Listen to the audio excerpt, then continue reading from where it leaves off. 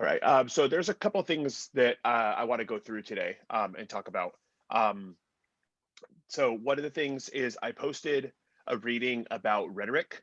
Um, Today in our mini lesson, there's not a large number of people that are here. So this might take on a little bit more of a form of kind of like Chris and I talking about some of these strategies. Rhetoric is just something that I'm introducing this week, but then we're going to be looking at some more after the spring break, and kind of finding some different examples in our text that we're reading of how writers do this and how it's an effective strategy for us to do in our own writing. So I posted a little bit on Canvas about it.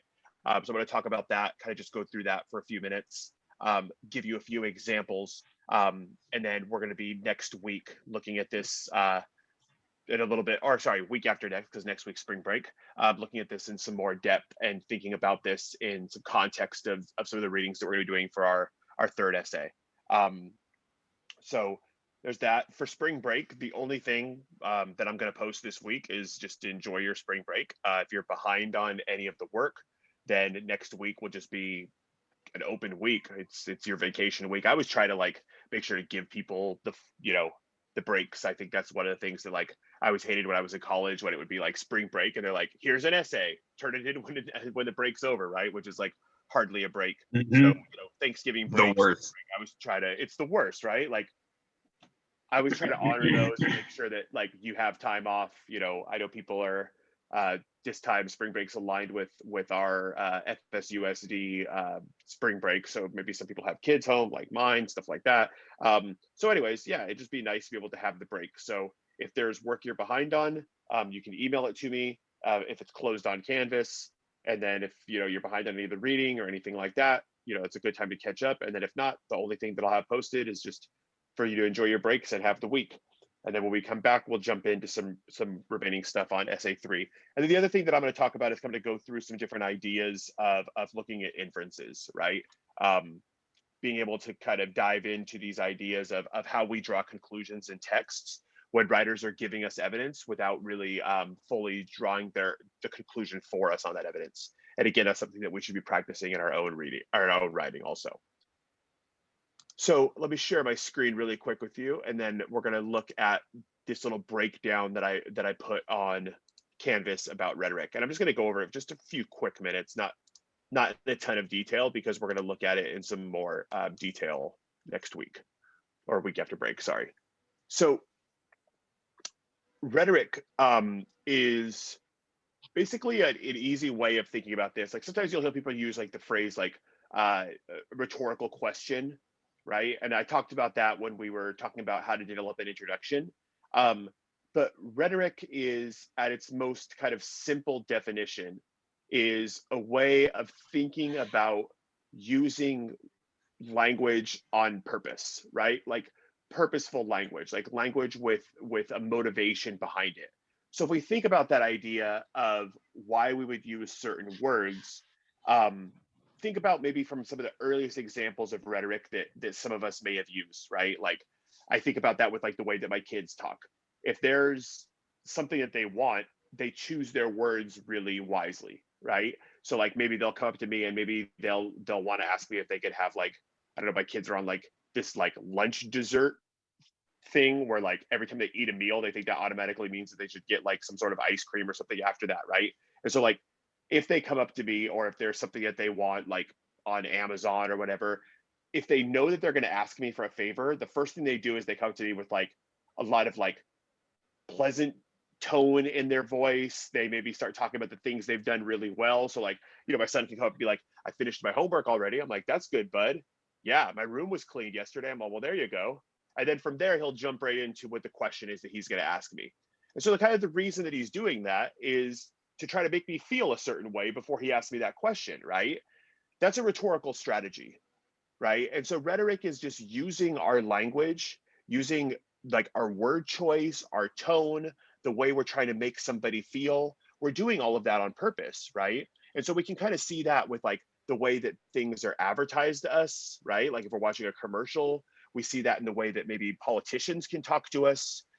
We see that in the news, right? Like if I turn on the news, sometimes like I could be convinced that like the world is coming to an end and like we're all doomed. Other times I can turn on the news and I can be like, oh, you know what? things are looking good, right? And so if we think about this idea, words are very loaded. And when we're talking about the rhetoric that we use, that we can push people in different directions depending on the words that we choose to use. So this breaks down, and I have some different examples through here, but this breaks down like 3 different rhetorical appeals, right? And so the idea is that there are 3 kind of big ways that we can motivate people through the language that we use, right? And so if we think about those 3, like basically think about people are motivated by this idea of their ethics, right? Like who someone is, what they believe to be right, what they believe to be wrong, and kind of like questioning them on that, right? The next one would be thinking about, then that's ethos, right? The next one is thinking about emotion. People are very easily influenced by emotion, right? Like we're influenced by fear, we're influenced by happiness, we're influenced by sadness, right? If you've ever, I don't know, been watching those commercials late at night, and they show that one with like all the dogs in the pound and they're playing that really sad Sarah McLachlan song and she's asking you to send money to be able to support these dogs. Like that's does a lot for people emotionally, right? Like I sit there, I look sad, I think, man, I should do something to help these dogs, right? Like, and so the idea is that like that song is chosen on purpose, right? The words are chosen on purpose. That like we're trying to make the viewer or make the reader feel a certain way because we can push people a lot easier when it comes to using a motivation like emotion, right? One of the examples that I usually give when I'm in class is that if we're face to face, if I'm trying to kind of convince someone to come with me, right? Like let's say I don't know who Chris is and I see him and he's like walking, by the campus parking lot. And I'm like, hey, Chris, hop in the car, man. Let's go for a ride.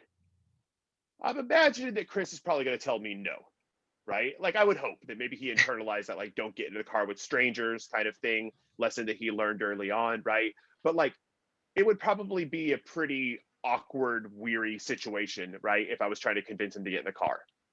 If I pulled up really, really fast and I'm like screaming and yelling, I'm like, hurry up, we got to get the hell out of here, jump in the car as fast as you can.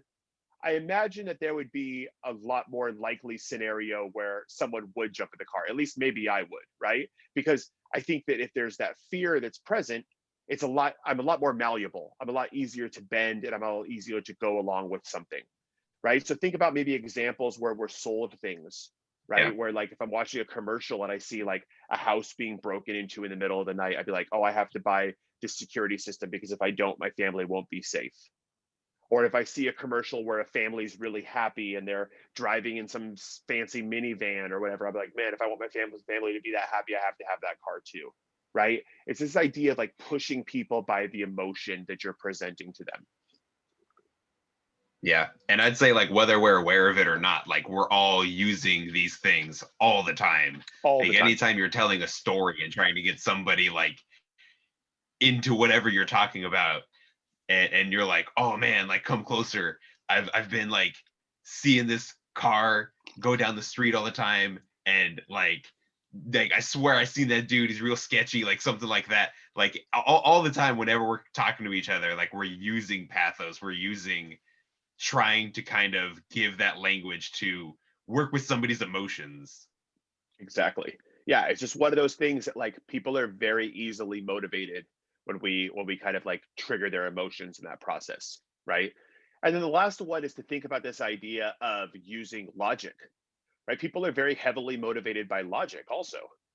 And so if we think about maybe, I don't know, like I had a conversation with a family member who like because I had just gotten my second dose of my COVID vaccine.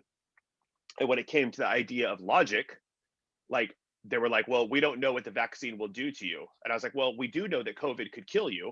So for me, logically, if one is for sure a possibility, the other one's like, I don't know, who knows if it's a possibility. I'm gonna go with the one that's the safer of the two options, right? And it's like that's just kind of like a small little example of like being able to use logic that we're just gonna say like, I want you to be able to agree with this idea or be motivated by reason. This is why we see people using data, right? This is why we see people talking about like following the science and using scientific method, right? Because people are very easily motivated, or one would hope very easily motivated by looking at numbers, right? It's kind of like one of these, like, don't listen to what I have to say, listen to what the expert has to say. And that's logos, right? That's being able to use logic in a situation. Mhm. So maybe if we think about, I think maybe thinking about like the coronavirus, like we've seen so many examples, right? Let's talk about like the example of like wearing a mask. If we talked about it from an ethos standpoint, that's the ethics of it. So if I were to say, like, and we've heard things like this, like, I don't wear a mask for me, I wear a mask for my family who's older. Like my mom, older than me, obviously, she's diabetic, like she's got some comorbidities. And so I took COVID seriously because I was worried about my mom's safety until she was able to be vaccinated. That's ethos. That's an ethical approach, right? That I'm saying, like, I'm doing this because this is the right thing to do, not just for me, but because of my neighbor who's elderly and not in good health, because of my family members, because of some of your family, people I've never even met in my life. It's my responsibility to try to do the right thing and slow the spread. That's an ethical argument, right? That's ethos. And we hear that Yeah. slow the spread rhetoric Or all if the you're time, showing, right? Yeah, go ahead, yeah, Chris. or if you're showing you have some like credibility in that field, like, hey, I'm in medication and I've like been studying these things and studying like viruses and so forth. So like therefore when I say like wearing a mask is important, like I have that credibility behind me. I Exactly. have a little bit of authority in this situation.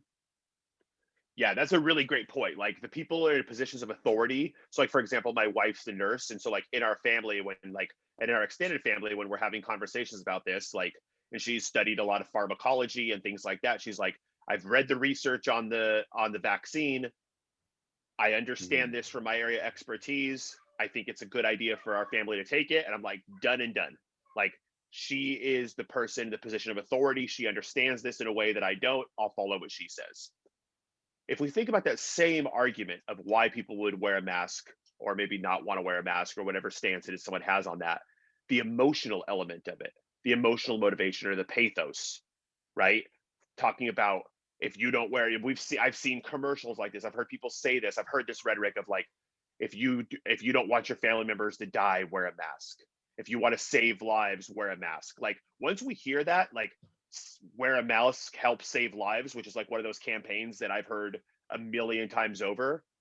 That's emotional, right? Like, oh my gosh, if I don't do this, people are going to die. I'm afraid, and thus I'm going to do this.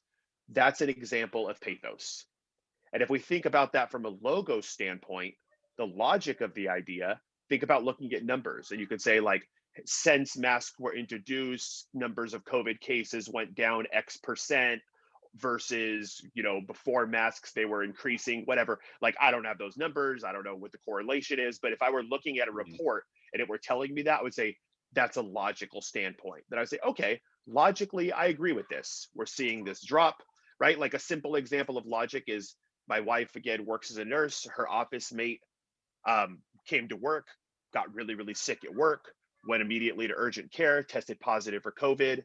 Her and my wife were in the same, you know, working side by side at the same desk all day, but they were wearing, their N95 masks. And my wife came home, quarantined, didn't test positive, but her friend did, right? And so I would say, okay, logically, maybe the thing that helped her there was using that mask. And so I would say that's a logical argument to me. So whether it's looking at data, whether it's looking at like kind of a cause and effect relationship, right? Like we use these three different things to help us to be able to make that distinction and to motivate people. Let me show you a quick little example.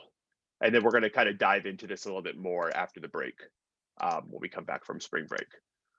While you're bringing that up, I would also just Yeah, say that frequently when you're using these things, you're going to be using like more than one at the same time. Like I'm absolutely. bringing up statistics, I can still like bring in the pathos of like, hey, um, uh, like Jose was saying, like Jose's wife wore her mask, didn't get COVID, somebody else did, and like thank God she did because like that would have been so horrible for like um everyone around them. Like Jose would have gotten tested, it would have just been bad news for everyone. Like there I'm bringing in the pathos as well as the ethos into my argument at the Exactly. same time. Exactly, right. And so that's what we see is we see people tend to do this a lot of times, right? Like that example of like seeing the ethos and the pathos together, or maybe the logos, right? Like here's the data, and then at the end, so if you want to save lives, you need to. Now they're kind of throwing that emotion in there.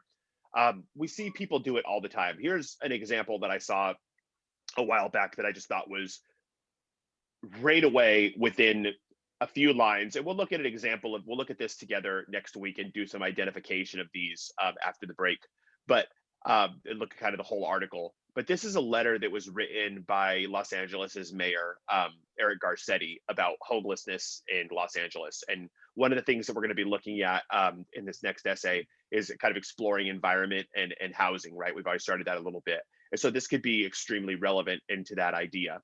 But I just want to read like look at like kind of skim through these first few paragraphs and give some different examples of the rhetorical strategies that he's using. So in the very beginning, he says, "Dear fellow Angelinos, when the great San Francisco earthquake struck in 1906, it quickly became the worst disaster in California history. Overnight, more than 200,000 people became homeless. Now, the most recent statewide data shows that California has 129,972 homeless residents, making our current homeless crisis the second worst disaster we've ever seen in the Golden State. 1 week ago, we received the sobering news that LA's homelessness crisis is getting worse, and there are now 36,000 homeless Angelinos in our city, a 16% increase from last year. The work we've done together that kept the growth of LA's homeless population to about half of the average jump seen in the cities across California, but we must do better. And we must treat this problem like a humanitarian emergency that it is. That starts with me." Okay, so just in these handful of sentences that I read through, there is every single one of these rhetorical strategies being used multiple times, right? So if we look at the very beginning, calling people fellow Angelinos, right? He's speaking to people who live in Los Angeles. And if we notice, one of the things that he does is later on, he says, there are 36,300 homeless Angelinos, right? So if he says we're fellow Angelinos and there's also Angelinos who are homeless, what he's doing there is he's saying we're building a sense of community, right? Like this is an ethical issue. Like you're Angelinos, I'm an Angelino, these people who are living on the streets are Angelinos. Let's get everybody together and recognize that we're all one, right? So that's a really Yeah. strong example of using some ethics in there and also teetering into kind of that emotional response. If we look at what he does in I'll the also say very, this is oh yeah, go ahead, Chris. this is also him saying that, like, hey, I have some authority here because Exactly. I'm part of this group that we're talking about. That's right. Yeah, he's part of those Angelinos. That's exactly right. And if we look at what he's doing here in the very beginning, oh, in this first little paragraph, when the great San Francisco earthquake struck in 1906, it quickly became the worst disaster. Now, the statewide data shows there's 129,000 homeless, making this the second worst disaster we've ever seen in the Golden State. So he's paralleling the 1906 earthquake to the homeless situation that we're seeing right now in the state of California and saying these are both disastrous, right? First worst disaster in California, second worst disaster in California, parallel to each other. And so by doing that and using that word disaster to describe this, using that word crisis, we need to act when there's emotional crisis or a crisis. We need to act when there's a disaster, just like we need to act when there's an earthquake, right? If there's an earthquake, I'm not just gonna tell my kids, take it easy, guys, just relax, run around, do whatever you want, right? If there's an earthquake right now, I'm gonna react a certain way. Hopefully it's the right way. Hopefully I'm not just gonna panic and run away and you guys watch me like scream and yell on the computer, but hopefully there's some sort of reaction that I'm gonna give. And that's an example of using that pathos or using that emotion, right? In the same way that we would react to a major earthquake, a catastrophe that us as Californians are all kind of like maybe thinking like about a little bit as like something that might be a reality one of these days, but he's doing that there, right? And then the last thing that we see him doing again and again here is throwing the numbers at you.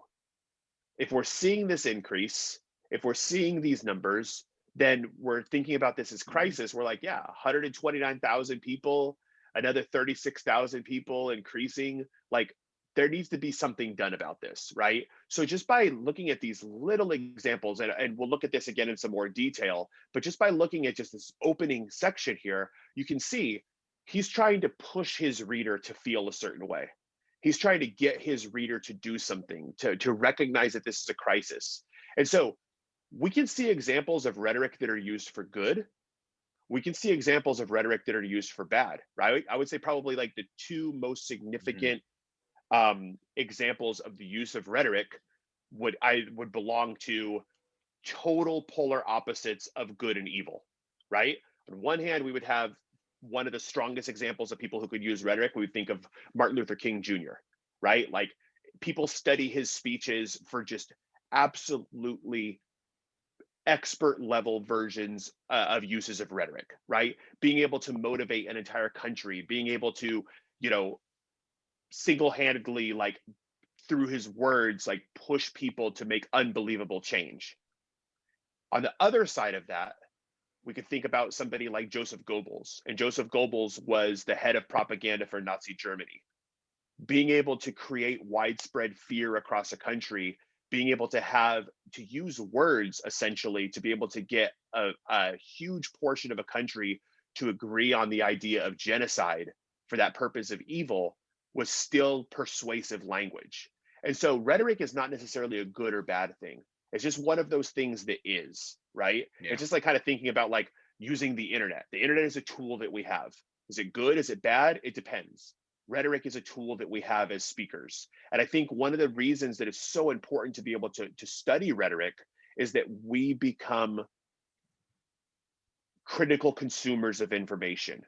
We're able to see it and recognize it when it's in front of us. We're able to use it, right? And be able to get our point across with it. And so when we get back from the break, one of the things that we'll do is like kind of dive into a little bit more detail about this and look at some stronger examples and kind of think about this in our own writing and our own reading about how to be able to use that. But I really wanted to just give you some examples today, right? Kind of give a little bit of context for the thing that I posted, and then again, we're going to dive into this because you're seeing examples of this everywhere right now. So I want to move on really quick, and then we're going to talk about drawing conclusions because that's what we're going to be doing for this week on Canvas for our assignment that we're doing there. Okay, so this is inference and assumption, right? Um, and kind of understanding the difference between those two. A lot of times when we're reading, um, there's times where writers will give us direct ideas. Here's a point that I want you to understand. Here's like a data point. Here's a clear idea. Other times it's up to us to be able to draw a conclusion on our own. And we could do that by looking at evidence, right? And so if we think about an assumption, we hear people, talk about assumptions and, assumption makes an ass out of you and me and all those type of things. But it's like, think about the idea of an assumption, especially when we're starting to think about like what we did in our last paper about like the single story. It's something that is accepted as true or is certain to happen without sufficient evidence. And when we think about assumption, we think about that with the idea like of a single story or of a stereotype, right? We accept something is true or is certain to happen, but we don't have enough evidence to be able to draw that conclusion, right? And we make assumptions all the time. I mean, first impressions can be assumptions. Sometimes I have an assumption about a person, about a place that I'm visiting. I've had assumptions about movies, about bands before, about TV shows. I'm like, this looks stupid. I don't like this. And then I start watching it. I'm like, oh, this is one of the greatest things ever, right? I mean, so like basically we're just saying like, I think this is true, or I think this is going to happen, but I don't have enough evidence to be able to draw that conclusion. I just don't like it, or I like it and I don't really know why, right? There's not enough evidence to be able to support a conclusion.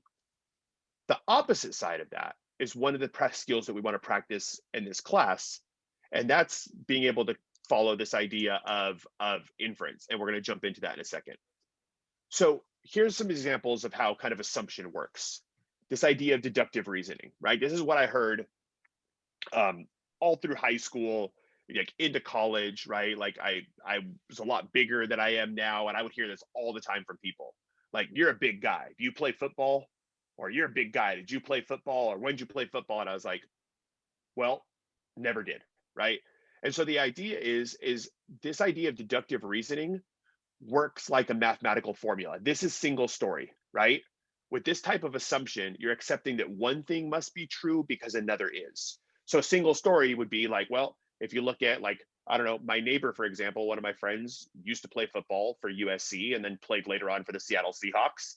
And he's a big guy, right? But so am I. And so if I look at those two ideas and say, by looking at the two of us, can we conclude that just because, yes, one of them did and even played professional football, and the other one, the most football I've ever played is like, a game of two-hand touch with my cousins on Thanksgiving, like, can we come to that conclusion and say, well, just because they're both big, that they must both play football? You can't, right? It's a single story perspective. And that's this idea of like deductive reasoning. This assumes that all members of a group must share a similar characteristic. And many of you in your second essays wrote about this, right? One of the things that I read was people writing about this idea of like, what came up in Blind Spot is this like Black equals harmful stereotype, or the what it means to be white equals American, right? This idea that like, here's a way a group is portrayed.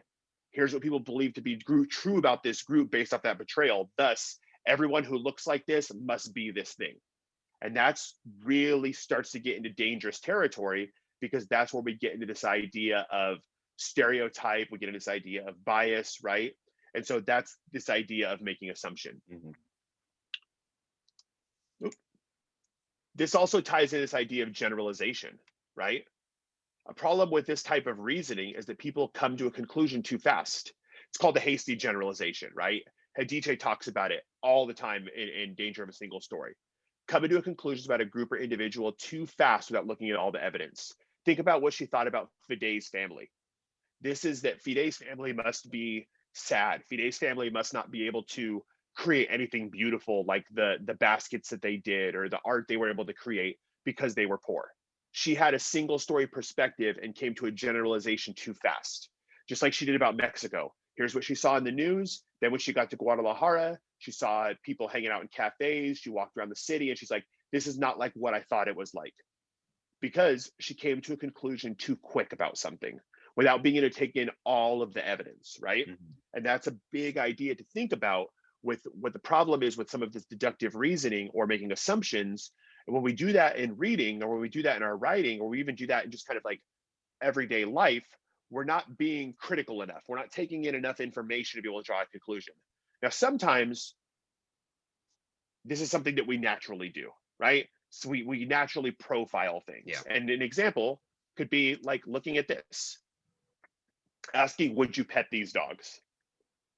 And so if I were to show this in the class, if there were 30 of us in a room or whatever, and I would ask, who would pet these dogs and why?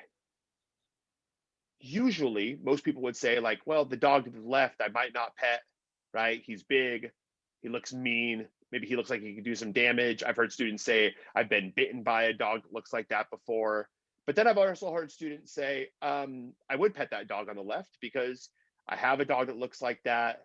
I don't know, my family has pit bulls and they're I was really I was about to friendly. say that. Yeah, right. So like that could be one of those My, examples my of like, my brother has a pit bull just like that, so I would love to pet that dog. And because I have that different background, I'm still kind of making a generalization about that dog.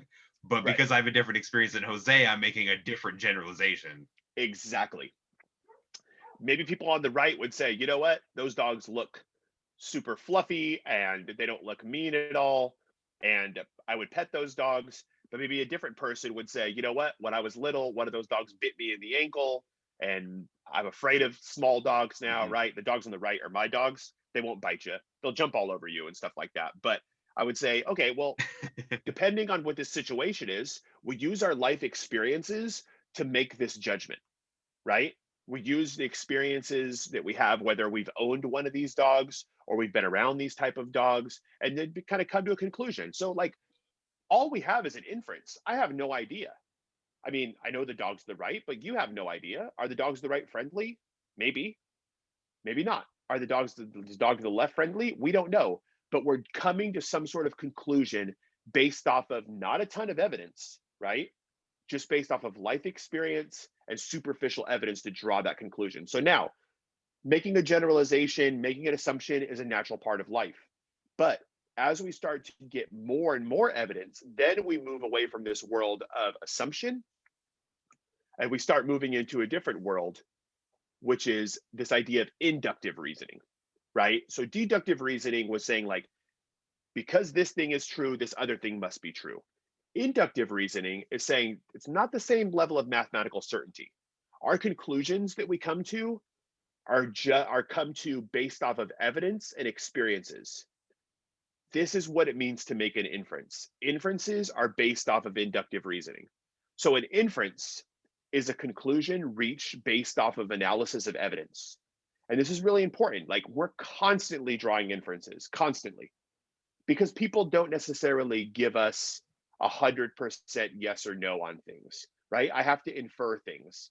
If like, let's say for example, maybe, I don't know, my daughter could have had a bad day in school, and I could see, like, she comes home, maybe she's sad, maybe she's quiet, maybe something like that, and I could draw an inference, and I could say, you know what, based off of the evidence that I'm seeing, maybe I should go into her room and talk to her. Like, are you okay? Do you, need to talk about anything? I'm looking at multiple pieces of evidence to be able to help me come to that conclusion. The inference that you come to is only as strong as the example that you have, right? And hopefully, in order to be able to come to a conclusion that you think is really sound, you would have multiple pieces of evidence to be able to back that up. I can't tell you, looking at my previous picture, if these dogs are friendly or not, right? But if I had more pieces of evidence, if I had, for example, maybe another picture with the dog to the left laying with a little kid, if I saw that dog and I saw it running around wagging its tail and playing with people and chasing a ball and being around other dogs at a park, the more evidence that I have, the stronger my inference is. Now, my inference could be wrong. I could be like, oh, that looks like a great dog, I'm going to give it a pet, and I could come back missing a finger. But the idea is that the more evidence that I have, the stronger my inference is, right? And so that's what we're looking for. We're looking for multiple pieces of evidence in our reading Mhm. to be able to help us come to this conclusion. So we use that to help us build analysis, right? And so when we build analysis, think about this idea. There's this word that we use, is called schema. And your schema is you and it's your life experiences, right? This is really, really important to think about, that who you are and what your life experiences are matter in how you read things, right? Everybody's life experiences are different. Some of us have shared life experiences because maybe we're similar in age, or we live in the same city, or we live in the same state, or we've had the same, I don't know, experiences out in the world. Some of us have very different ones. And depending on what your life experiences are, you'll read something different than somebody else. For example, if like, one of the examples that I give in class is, like, if I see somebody in class, like, it's pretty common to see somebody in one of our classes wearing like a San Francisco Giants hat. I would venture to say the vast majority of us understand what that logo is. If I show you that orange SF, you would say that person is a Giants fan. You could infer that. And you would probably be right if you saw someone wearing that hat with the little orange SF on it. Because our life experiences, our schema, give us that knowledge to be able to make sense of that evidence. My grandma is 98 years old, right? She's from Mexico. She lives here now in her old age, but she has no concept of who the Giants are. And I don't really think my grandma even knows what baseball is. And so if I were to show her somebody wearing that same hat and say, hey, Mama Rosa, tell me what you can say, tell me something you know about this person. What team are they a fan of? She would have no idea, right? Because her life experiences are different. Similarly, there's things that she could infer that I can't because I don't have the same evidence that she does, right? I can't make sense of the evidence the same way that she does. So evidence can be anything that you're reading, any content you're reading. It could be a book, it could be a picture, it could be body language, it could be a situation, right? It could be the tone of somebody's voice, right? I could tell just by talking to somebody on the phone, like, maybe what kind of mood they're in, right? I could kind of tell, maybe infer what kind of day my wife is having if I talk to her on her lunch break and, she's super bubbly and excited, versus if maybe she's having a bad day at the hospital, or is having, to deal with an emotional situation with a patient or something like that. And so it's like, I can tell that based off of some different pieces of evidence. And so a way to think about making an inference is think about schema, who you are, what you understand about the world, plus the evidence. equals the inference. The way that we draw the conclusion through our life experiences matter. And this is really important for reading. We can have different emotional responses, different takeaways from a text because of our life experiences. Some people are reading Trevor Noah's book incredibly different than the way other people are. For example, I was reading this really beautiful paper by a student earlier um, about Trevor Noah's mom and about the way that he was able to persist through his environment. And she drew a parallel between growing up also with a single mom. That student's paper and the way that that student read that book is different than the way that I read that book, because they're reading it by as somebody else who also grew up with a single parent who was incredibly strong, who parented in a way where they did, you know, different styles of parenting to be able to, help a kid in an environment that was really difficult growing up. I wouldn't have that same Yeah. reading that that person did because my life experience is different, right?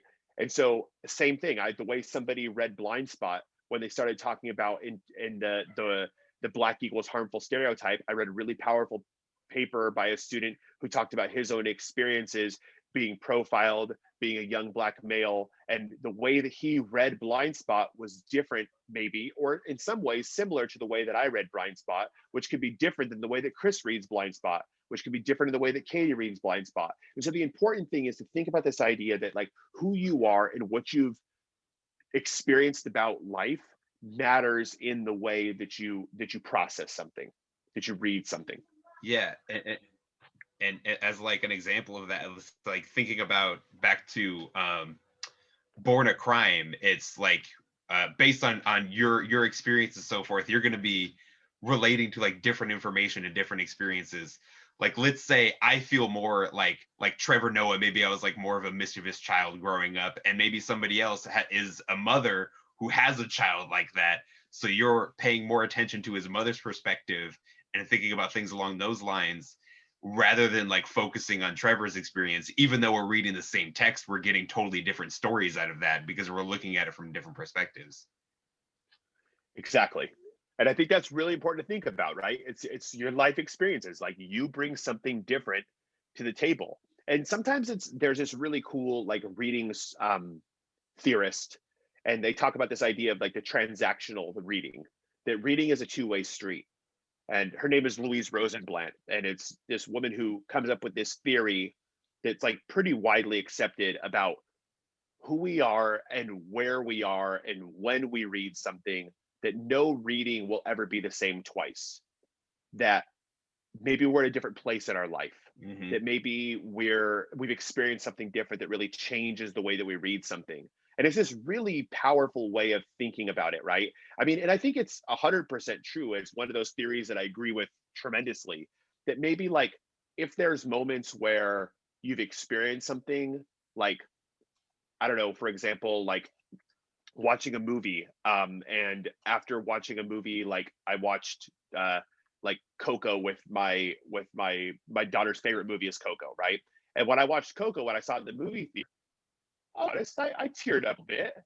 Made me think about what it's like to lose my parents, because all lost my mom's parents. My daughter watches that movie and gets emotional in a completely different way than I do, because she hasn't gone through that yet, right? Like I imagine that when that time comes, unfortunately, there's going to be a different way that she's going to process some of those scenes, because her life experiences will be different. I remember I read a book called The Giver. Maybe some of you have read that book before. And it was an example of when we started learning about this transactional reading theory when I was in graduate school. And The Giver is a pretty popular book. Some people may have read it like maybe early high school, maybe even eighth grade. And in The Giver, there's a scene about it's kind of a dystopian book about like creating this kind of like perfect society, and having people kind of be destined to a certain fate. It's kind of got like a little bit of a Hunger Games vibe to it. It's really great if you've never read it before. I'm kind of doing a bad book talk on it. But at any rate, one of the things that happens in it is we end up finding out like kind of some truth of what happens to some babies in the book, right? And when I was reading it, my son had just been born. and I was like sitting in his room and he was taking a nap and I was like in his little glider chair and he was kind of like laying on my chest and I was reading it. And there was a part of the book that hit me really hard in a way that never would have hit me the same way if I didn't have a baby at the time, because my life experiences were different. I think if I would have read that as a 17-year-old kid, I'd have been like, yeah, that sucks, but it's not as bad as if I read it as an adult with a little kid. And so I think that that's one of those things that like our life experiences, maybe there's certain movies that you can't watch. Maybe there's certain scenes that you're like, oh, it's like, it's why we love certain comedians. Maybe they speak about something that's true to our life, true to our experiences, right? And so I think that's one of those things to think about, is it like who we are matters in the reading process. Toy Story 3. So That's the one that gets yeah, me. Toy Story 3, watching it before and after I graduated high school was a totally different experience.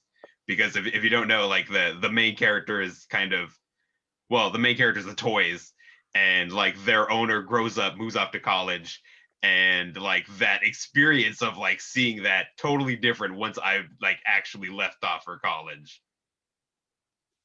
yeah, exactly. Because if you would have saw that before, you wouldn't have had the same emotional response to it. This is an example that I like to Mm-hmm. use when there's more people in here to be able to talk about inference. But this is from a wordless graphic novel, and right away there's a lot of conclusions that we can come to just by looking at this picture, right?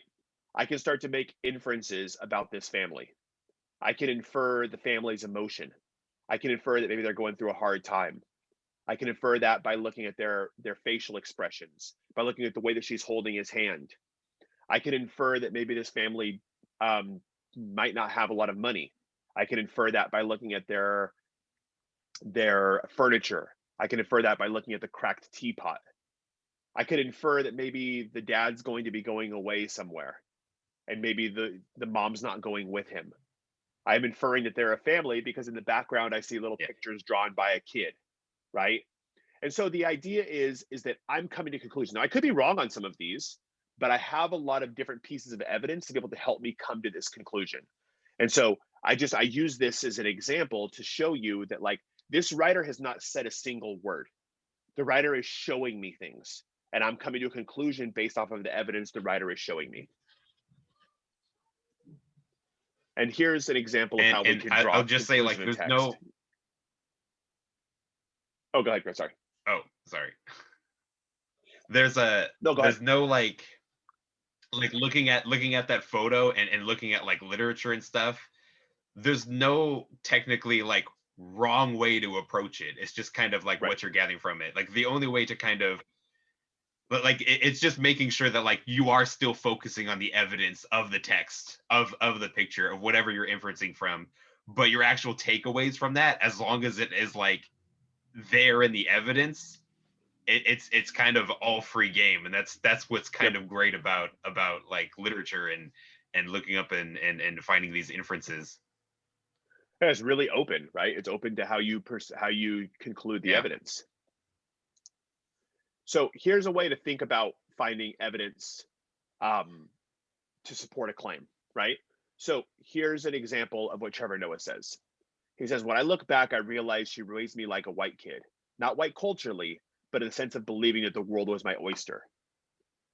So he's making this claim, right?